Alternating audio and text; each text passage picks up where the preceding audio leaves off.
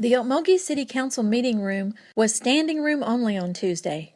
The interest was Agenda Item I, where the Okmulgee County Multicultural Heritage Association was to present a proposal for the restoration of the city-owned historical property known as the Okmulgee Colored Hospital. Several people took the opportunity to address the council before the presentation that was given by Catherine Sheridan, a member of the association's advisory board. Bruce Fisher, state historian and curator of the Oklahoma History Center, shared some brief history on the hospital and presented a video of some footage of Okmulgee in the days the Black Hospital was open. We don't have black history and white history. We have one history. Yeah. It's an American story. Yeah. And the Colored Hospital is a part of that American story. Now, at the Historical Society part of the exhibit, I had two water fountains. And above one says white and above the other says colored. Oh. And I've seen people with their kids on their knees explaining to them what that fountain really means.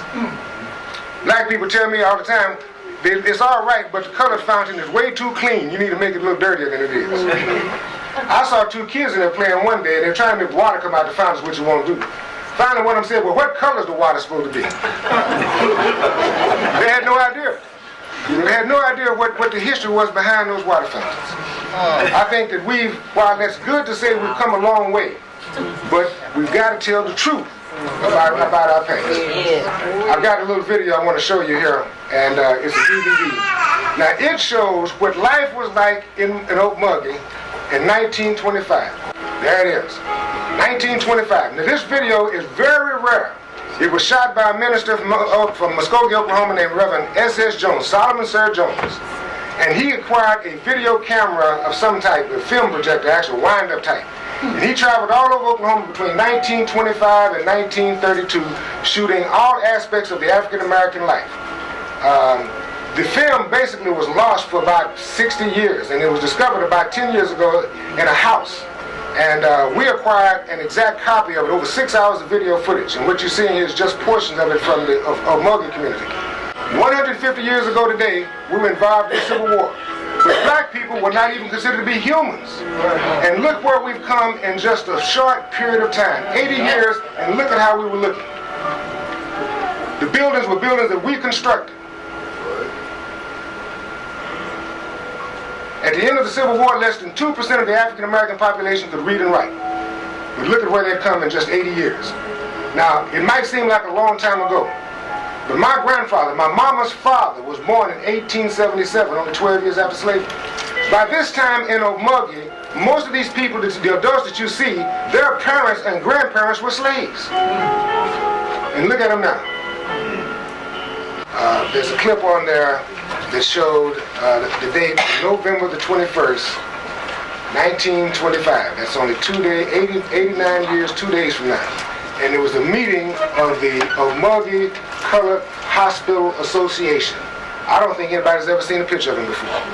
But all of those members are gathered right there in front of the hospital for a meeting to discuss the business of the hospital. So I think it's quite appropriate that we're here today to do the same thing, to discuss the business of the Colored Hospital. Thank you.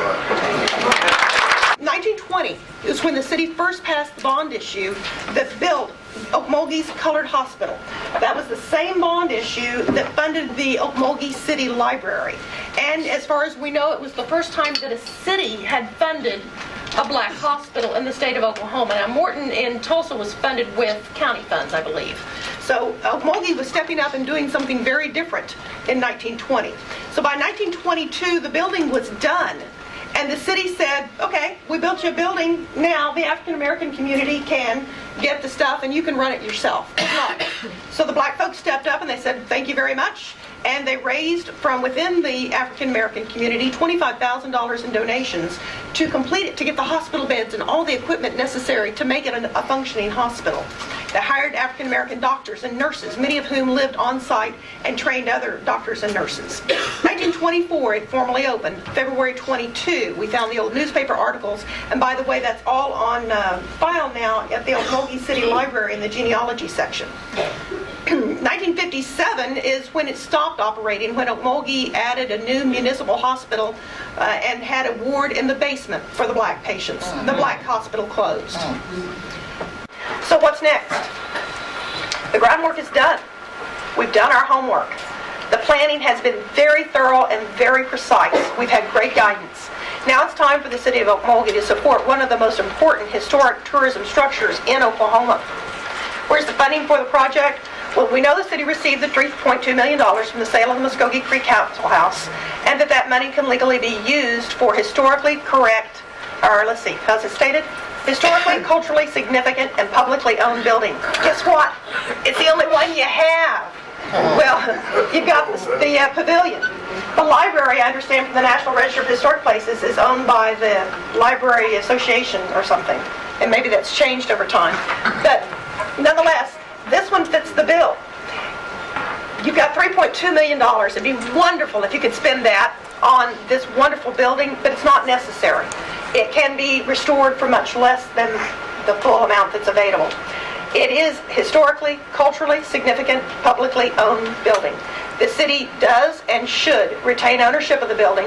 Funds are not to be transferred to the 501c3, but we remain available to you to partner and facilitate in this project as we have over these many years now. The architect has updated the cost estimates to complete the building restoration. We know it's a lot of money. $1 million here, $1 million there, soon you're into real money. But the city will have the option, of course, to let bids and have it competitively bid. But the estimates are $1,176,160. He can give you the breakdown of that in as much detail as you want. The good news is it's ready to go. It is shovel ready. It can be ready in 12 to 18 months, which Mr. Giles, I believe, coincides with the approximate opening date 2015 of the Muskogee Creek Council House. Yes, ma'am. Wouldn't it be cool if you could have both of those facilities ready for both schools?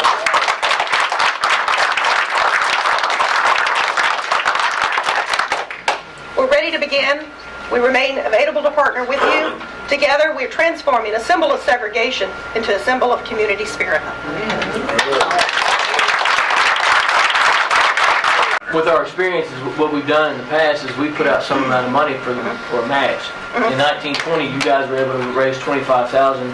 In today's money, that's around $360,000. And in 1920, we had segregation. And the white folks told the black folks, if you want a hospital, do it yourself. Right. We're not in 1920 anymore. That's right, that's right.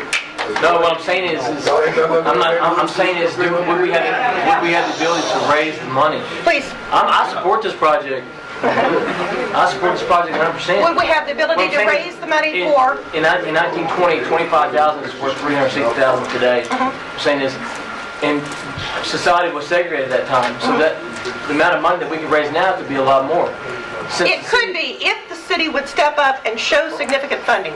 As a grant writer, I have had tremendous hurdles because grant funding agencies say, until the city spends some money on the city's building, we're not going to give you any more money, Catherine. You're going to have to show local support for that building.